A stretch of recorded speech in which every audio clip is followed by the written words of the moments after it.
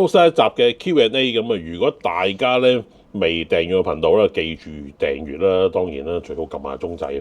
因為我已經開始習慣講呢句説話。係要啦，以後都會建議大家講多即係訂閱下啦，同埋最緊要係 share 呢個好緊要。唔係啊，仲覺得喺下面幫手問問題同答問題都係緊要嘅。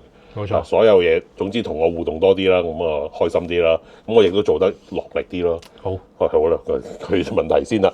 阿 Son 啊，呢個係咪讀 Son 啊？唔係好肯定嚇。咁啊，想問 real time 嘅問題，應該佢係計翻之前咧，又係講啲 real time 個啲問題喺下面問嘅。咁啊，假設8千分一秒嘅電子快門，咁啊而機械快門咧就60分一秒，8千分一秒係最高嘅電子快門啦。咁啊6分即係全屏打開嘅時間係60分一秒啦。咁喺60分一秒會點樣數咧？即係如果電子快門係60分一秒，又會點數咧？即係咪8000除以60分一咧咁樣？咁啊，跟住即係數133次。咁啊，或者係第一個 pixel 到最尾嘅一個 pixel 係60分一秒，會唔會有分別？定係一樣？理論上應該係可以一樣嘅。咁就即係機械快門其實係只係 gimmick 定係騙局，可有可無。機械快門會唔會有 General Effect？ 又或者機械快門可以 full speed 全速去數，所以較少 General Effect。電子快門啊，要計埋 cut off 嘅時間，咁啊負荷比較大，咁所以唔可以全速，所以咧較容易有 General。隨住科技進步，運算速度越嚟越快，兩者差別會越來越唔明顯啦。咁機械快門係咪嚟嘅？即係冇乜嘅實際用途咧咁樣。佢都係唔明，就係佢覺得 read out time 就係由第一粒 pixel 數到最後嗰粒 pixel 嗰個時間。係呢個都係搞錯咗嘅。read out time 係應該係曝光完之後佢讀出去 memory 嗰度嘅時間。呢個先即係其實係個 sensor 還 sensor 自己做曝光嗰件事，然之後喺中間佢將呢隻 data 嘔出嚟，去另外一個 procedure 入邊嗰個過程，嗰個叫 read out time。係啦，即係要讀幾耐？係啦。咁點解電子快門會有一個誇張？其實都唔關事，嗰粒 sensor 個 real time 咁多，就係咁多。但係點解電子快門有 General Effect 而一貫嚟講機械快門冇 General Effect 咧？或者唔係冇啦，其實應該係叫少到唔係咁容易睇到。但其實都有噶嘛。其實都有嘅。即係以前影一啲好高速嘅，即係例如賽車咁，其實嗰架賽車都係會變形㗎。係啊，當佢好快，真係超級快嘅時候，其實都有機會睇到嘅。咁但係咧，因為要真係超級快先睇到，所以咧就唔係咁覺。但係咧，因為電子快門咧，你稍為少少喐咧，可能都睇到㗎啦。咁如果我哋試過有啲機，唔講邊部啦，即係直情慢到咧，你用電子快門咧，我影相一撳，跟住我以為影完啦，放低。佢下面嗰邊嗰句變晒形啊！成一個人變咗條蛇咁樣。係啦，咁呢個就係嗱，其實你可以講啦，電子快門咧，如果唔係 Stack CMOS 啦，其實 Stack CMOS 都有啲都有嘅，除咗 A93講到明係Global Shutter 之外，其他嘅即係佢只不過咧，如果用 Stack CMOS 咧，佢只不過同用機械快門一樣，佢嗰個數嗰個落閘嘅時間好快。咁就變咗好少，少到唔係肉眼唔係咁容易察覺，佢先至好似冇 General Effect，但係其實都有嘅。咁只不過傳統嘅 CMOS 電子快門咧，佢係因為佢每一行啊之間佢個時間數嘅時間咧相差好遠，即係第一行去到最尾嗰行數嘅時間相差好多，而造成 General Effect。咁而機械快門咧。其實你可以想象啦，機械快門我當係前面一個快門啦，佢係首先將個電子快門開晒先，跟住前面先咁樣掃，好快咁樣掃，咁咧就可以做到咧，好似冇 General Effect 咁咯。咁但係電子快門咧，佢係掃得好慢，就出事啦咁樣咯，因為前面冇個機械快門幫助啊嘛。係啦，總之你唔好搞再繼續搞緊嗰個 pixel 喺度續航數同 read out time 係咪有關係？其實冇關係，冇關係，冇直接關係啦，應該咁講。係啦，即係嗰粒 sensor 之所以個 read out time 慢，係因為事實係因為佢前面續航數掃得好慢，即係類似你可以類似咁理解啦。當然唔係 exactly 嘅，但係你當係咁理解啦。咁其實都 OK 㗎啦，係啦。咁但係兩件事係你可以當係完全分開嘅。之所以點解A93都係 CMOS， 都係 stack CMOS， 佢可以做到 global shutter， 係因為佢個裏面嘅 stack 啊，幫佢記住咗啲 sensor 裏面嘅 data。但係之後 read 得幾快咧，其實就同前面就冇關係嘅。係啦，佢只不過將所有光讀晒落個 stack 之後咧，佢後面就特登做到超快咁樣讀出去，其實咁解嘅啫。咁啊，所以唔好太搞錯咯呢個位。好，哇！呢個我中意啊，躺平身體好啊，咁就問啦。有冇對比過？肯定冇對比過㗎啦。Nova 嘅15mm 2.0同埋 Viltrox 嘅16mm 1.8，咁想平平地啊買支鏡可以影銀河同埋星空嘅，咁啊 YouTube 咧就揾唔到其他比較兩支鏡喎，咁樣你會點樣揀啊？其實我真係冇諗過呢兩個咁樣嚟到比較。係一個有 AF， 一個冇 AF 啦，同埋Nova嗰支好似耐啲，係耐好多啊。係啊，都醒唔起都幾接近，其實係可以比嘅。但係我哋自己真係冇比較過咯。同埋嗱，好老實，我自己咧冇用過支 Nova 15F2 嘅。係啊，所以我都唔係好答到你咧。同支16爭幾多？咁但係支16咧，其實都叫做係唔差嘅。係啊，但係當然你話再同即係原廠14 1.8嗰啲比咧，就有段距離嘅。係啦，咁呢兩支係咯，唔敢答你啦，而家咁樣。因為我自己覺得，如果影星空咧，應該差唔多。係啦，因為影星空咧就會容易有一個外圍啊，有一個衛星嘅變形嘅。係咯。咁呢兩支鏡應該都有嘅，咁但係你可能用翻原廠支14就特別少，即係佢刻意地有改善呢個問題嘅。咁啊平平地入支嘅，我反為覺得你不如諗，即係 Viltrox 因為 AF 咧。係咯。你平時你除咗影星空之外，你平時用咧就方便啲。係啦，咁樣去諗咧，可能會更加好啦。始終尤其是咧15mm 咁歪咧，石佬話知你要對得好精準係好難嘅。但係最慘就係佢個對焦差咗啲咧，即係相差咗啲、歪咗啲咧，你可能一翻到去放大張相，你又真係睇到佢對焦唔準喎。呢下先慘喎。即係如果你話佢歪度，基本上根本成個畫面任你點搞佢都係個景深都足夠 cover 成個畫面嘅，都係夠 sharp 嘅，咁啊反為冇所謂喎。係啊，但係佢又似乎即係15mm大2光圈咁大嘅時候，又好似唔係。係啊，係啦咁樣咯。咁啊，如果呢一刻我都會建議你買翻 Viltrox 啦，起碼有 AF 可以多啲用途咯。係啦。好啦，咁就 PSAD 啊，咁又問啦，啱啱入咗 Z63，係應該打錯，應該24-120啊。咁如果有14-120就正啦，應該或者好大支。試過日頭拍片就冇問題，夜晚 event 環境光都算唔弱嘅，但係咧雜訊就好明顯喎，用4K 60p H 多265嘅，成個畫面都係。想請教啊，如果用 Z63用咩鏡先可以降低個錄影時嘅高雜訊問題呢？想了解一下鏡頭光圈同埋焦距拍片嘅影響咁樣。其實大光圈啲就一定係有改善㗎啦。係啊，嗱簡單嚟講，用拍片一般嚟講，佢嗰個快門咧係定死咗嘅。咁所以呢，當你個光圈越大嘅時候呢，相對佢可以機身用嘅 ISO 呢會低啲嘅。即係如果你要攞翻同一個嘅曝光度嘅時候，咁就所以用大啲光圈咧，一定係有着數嘅喺呢方面。咁但係我會問，係咪 4K 60p 係必然要用咯？如果你 4K 60p 即係你根本都唔做慢鏡嘅，你用翻 4K 30p 咁咪快門可以快一級咯。係咯。我唔知你有冇跟足用120分1秒嚟到拍啦。其實如果你話咧夜晚嘅 event 啫，你人眼覺得光啫，我自己經驗嚟講都唔係好光嘅啫。係你120分1秒咧，仲要得4光圈，應該你個 ISO 都唔係好低嘅。所以就點都係一定係有啲 noise。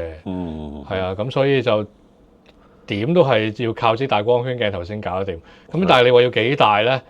冇啊！如果你真係一對 zoom 鏡就整多真係2.8嘅啫。係啊，又或者某啲極端啲，即係 Sigma 28、45嗰啲咪1.8咯。嗰啲有冇Sigma我唔知啊。係啊，可以出埋個招嘅。係用adapter啦，轉接環咯。咁真係要睇你嗰個環境咯。其實就冇得講死話點樣一定夠嘅。係啦，我自己嘅經驗嚟講咧，就好老實講咧，你如果真係拍4K 60P 咧，我覺得應該2.8都唔夠嘅。係啊，120分1秒咧係唔夠嘅。係啦，咁所以就如果你都一定係冇得搞噶啦，一定係用 zoom 鏡嘅話，你就都無奈地就係要接受。係會有少少 noise 咯，即係用2.8都好啦，可能你都用緊1600 ISO 或者2000咁樣嗰啲咯，我唔知啊。喂，但係好似我咁講啦，兩樣溝埋咪好咯，即係你用2.8大咗1級光圈咯，即係你 ISO 可以低1級啦。跟住你如果你真係唔需要做慢鏡嘅，你揀翻4K 30P，咁嗰度又賺1級，嗰度賺咗2級噶咯。係咯，你可以咁樣諗一諗啦。但係如果你話咩光圈同焦距對拍片嘅影響咧？其實又冇乜關個咩焦唔焦距事嘅，即係純粹就係光圈咯。我覺得好多人都話：我而家咧光圈唔使特別大啊，都夠影相啊咁樣咧。係嘅，某啲環境下影相你可以拖慢快門咧，但係我哋拍片唔得啊嘛。咁所以真係喺啲弱光嘅環境咧，其實拍片都係要靠大光圈，冇得走雞嘅。係啊，同埋有陣時，因為咧好多人咧都淨係諗咧。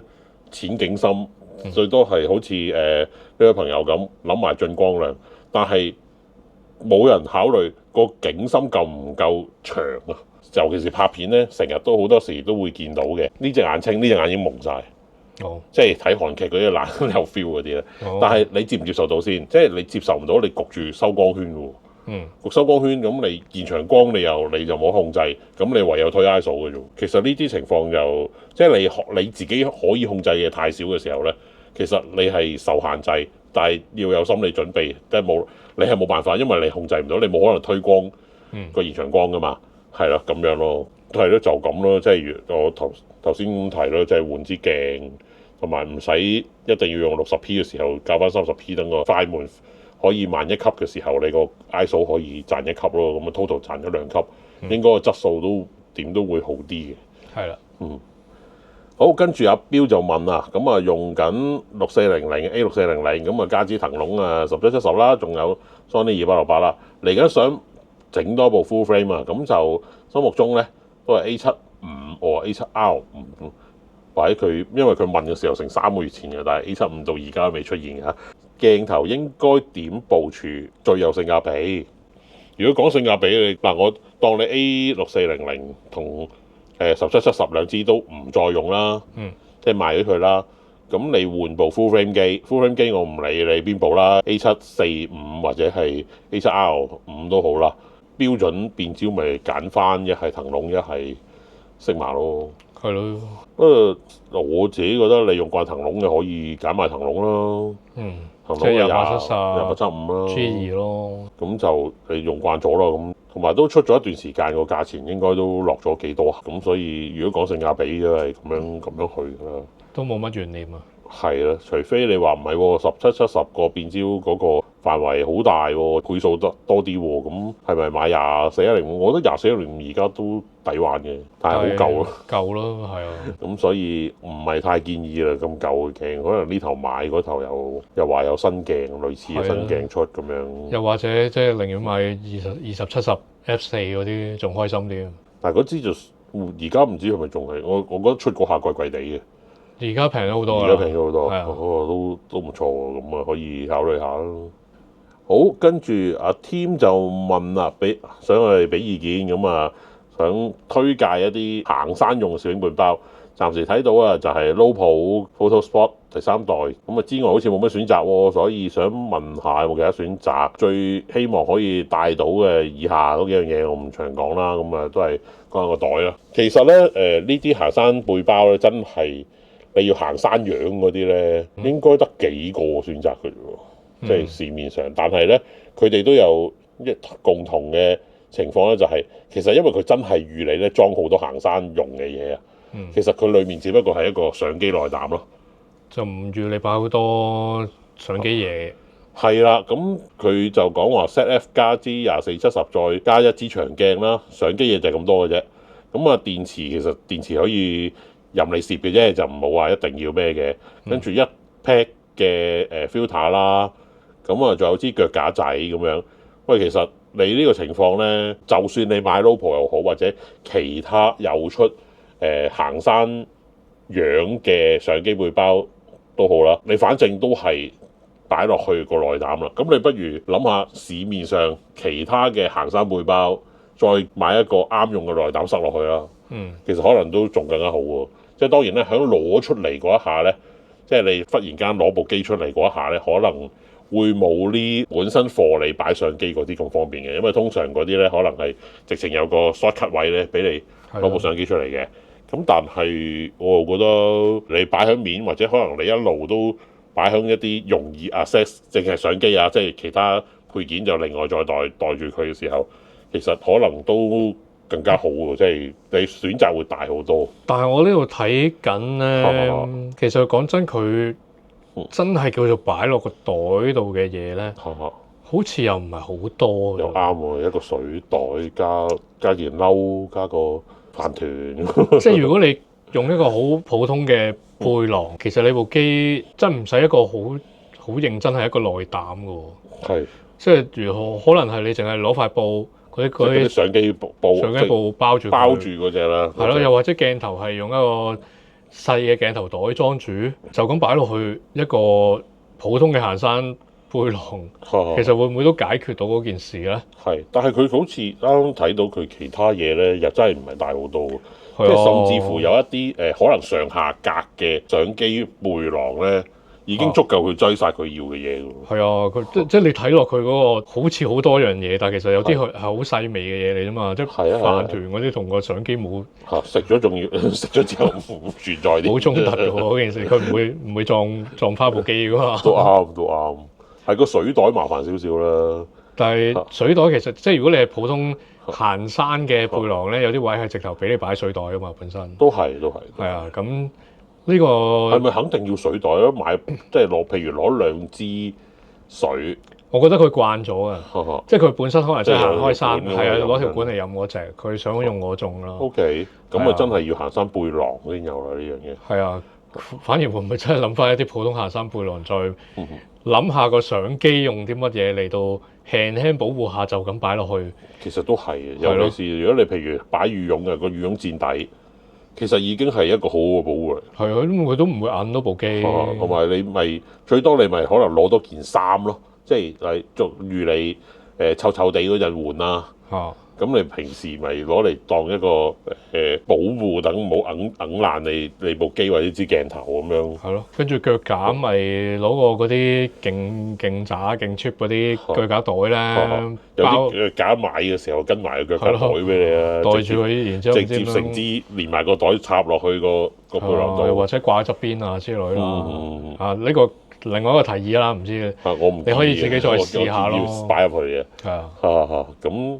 係咯，咁變咗你選擇就會多好多。當然啦，即係除咗 Lowpo 都有2-3個牌子有相機，即係行山袋款嘅相機袋嘅。你想星際咧，我估你去3樓咧應該容易揾到嘅。3樓唔得咪可能落2樓1樓再揾咯。就咁樣啦，應該都會見到嘅。咁咯。OK，咁啊呢位朋友就問啦，咁啊用緊 R Mark II 嘅，最近想入支長嘅400-2.8啦，咁啊 Canon 有嘅選擇咧就係 EF 嘅第3代啦，同埋有 RF 嗰支啦，咁啊想問下即係邊支好，因為價錢都有啲距離㗎，而且舊鏡咧反而仲輕咗細支咗，同埋咧，之前睇你啊，即係試72-8條片咧，有啲時候咧舊鏡畫質反而好過新鏡喎。未來會唔會試下拍佢支400咧？咁啊，仲有可唔可以請教我哋兩位咧講下 Canon 系統入面鏡頭係咪都有新買新會好啲咧？咁樣400-2.8你揀啊買支 EF 第3代定係買 RF 嗰支？你覺得？嗱，我未比較過啦，我唔知個質素上係咪真係有分別啦。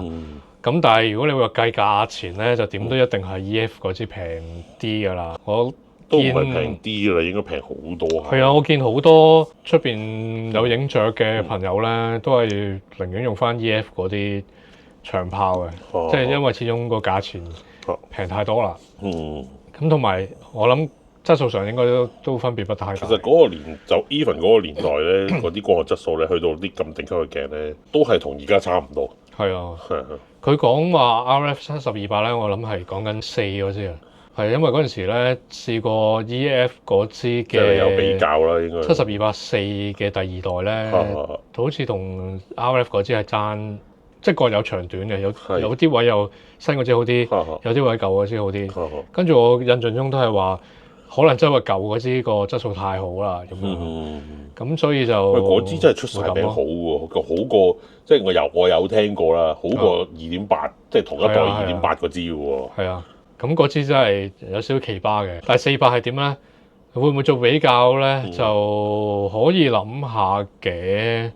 但係我自己覺得用400嚟影像咧，有少少難度嘅。係絕對，我自己覺得係。我自己技術有限，即係我諗睇下影咩像啦，第一來，大部分嘅像都唔得。即係影啲細嘅像，我自己就覺得，我自己嚟講，暫時都仲係要長焦數先影得到咯。可以諗下嘅，即係 RF 同 EF 嗰支比較下，睇下有冇機會借翻嚟試咯。因為我自己都雖然唔係成日打仗啫，我都會試下鏡咧。哇，300、400嗰啲咧。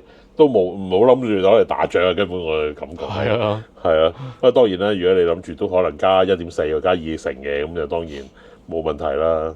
咁最後嗰個問題就係咪有新買新好咧？我覺得而家新嗰啲 RF 鏡有少少改變嘅，即係你睇到佢新嗰啲50-1.4啊、31.4嗰啲咧，佢個思考個方向唔同咗啦，開始向現實低頭啊！終於都明白做模範咧，啲鏡頭係應該配合翻。所以呢1-2年啦，繼續出嘅嗰啲新鏡咧，我會寧願係有新買新嘅。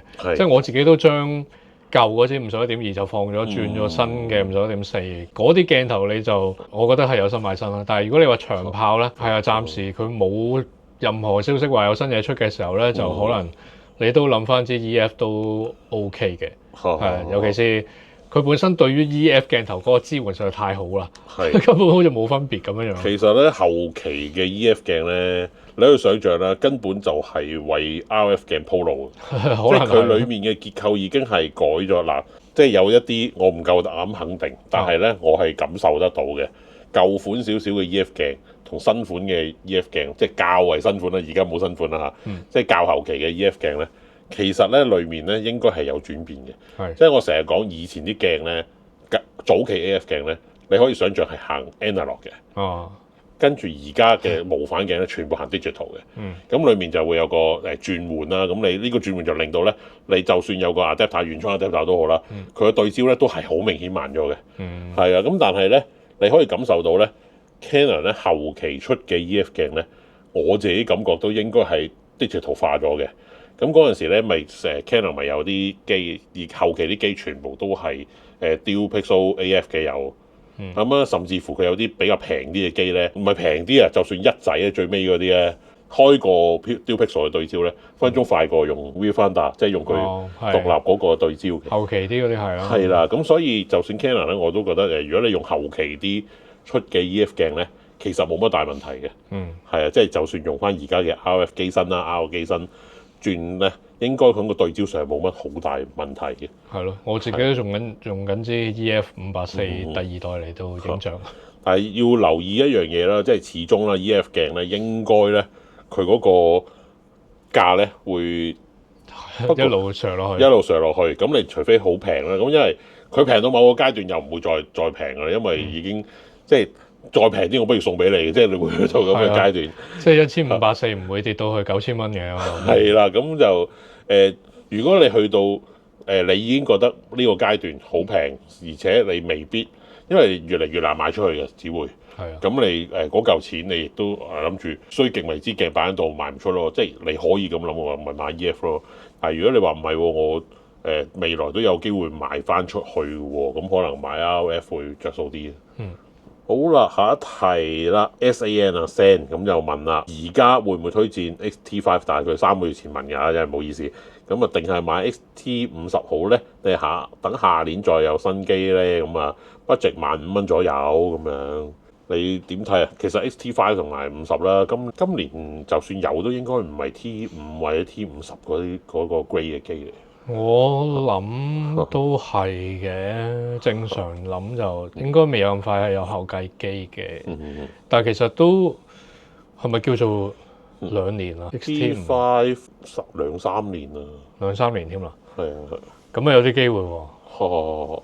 係啊，即係 T6 應該冇啦。而家你知富士咧，即係咧雖然咧佢成日都話保持神秘咧，但係唔知點解網上面有好多好真確嘅消息流出嚟噶嘛。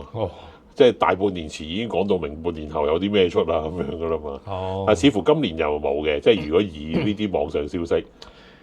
唔知啦，但係我其實自己個人估計咧，因為富士嘅呢一個旗艦機咧，其實就同而家另外一啲 full frame 嘅主流嘅機咧，即係個對焦咧，又開始拉遠咗少少距離。即係本身出 XT5或者係叫做 XH2S 嗰陣時咧，即係大家都會覺得，佢個 AF 開始接近係啦，進步咗啦咁樣。咁但係而家咧出下咧，又開始有少少比下去啦，咁究竟佢會唔會即係都再嗱聲再 update 下佢嘅旗艦機咧？咁同埋有一啲而家啲旗艦機有嘅功能咧，其實而家 XT5或者 XH2 嗰啲咧係未有噶嘛，即係例如 P capture 咁樣啦，就係呢樣嘢已經冇啦。咁佢係咪要出翻一啲機係要有翻呢啲嘢咧？又或者即係配合翻佢啱啱上一年出嘅一啲長炮咧，即係500、5.6嗰啲咧，所以就可能都有機會嘅。但係我覺得個更新嗰個需求都係個壓力都係響 H 系列、XH 嗰度，唔會響 XT 系列度咯。咁同埋嗱，留意一點啦 ，XT5 用緊嗰粒4000萬像素嘅 sensor 咧，係到而家富士咧得3部機用緊嘅。咁即係話佢應該咧就冇咁快，即係佢應該我諗都出多半代機咧，等佢多啲機用呢粒 sensor 之後先至會更新最頂級嗰啲啦。即係呢個純粹個人估計啊嚇。當然啦，佢亦都有權出部 XT5 乜嘢咁樣，即係改少少，但係加強少少咁就當新機，都唔係當嘅，即係一部新機都唔奇。但係我相信2025年之內嘅機會就唔高嘅。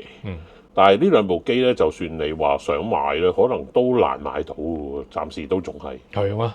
係啊，因為咧佢好得意喎，佢我聽講舊年年尾咧，其實佢啲 stock 咧就好翻啲嘅。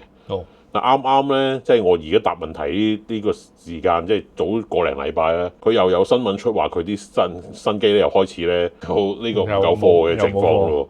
係啊，咁所以我個人就覺得如果你買得到嘅買 T5 啦，但係其實冇得揀嘅，有陣時可能係真係你可能得其中一部有貨。咁當然啦，你有機會，如果你話買水貨，可能兩部買到嘅嚇。咁但係即係如果行貨冇嘅時候咧，其實買水貨都幾唔抵嘅。其實啲水貨客咁啊，梗係同你講錢啦，唔會同你講心咩。咁當行貨冇嘅時候，佢個價位佢會 set 高啲。我個人嘅，我用緊 T5 啊嘛，我梗係揀 T5 啦。係 OK 嘅，但係個操作上咧。T5 咧就我自己就中意啲嘅，T50就比較一啲自動啲嘅機種啦。雖然佢樣好唔即係好都係復古樣。好啦，咁啊今日嘅 Q&A 咁多先，下集再見。如果大家欣賞我哋嘅努力，首先大家咧訂閱我哋頻道，兼且撳埋個鐘仔。另外，如果大家有任何攝影上嘅問題咧，歡迎大家下面留言話俾我哋聽，我哋會盡快拍成影片答覆大家嘅問題㗎。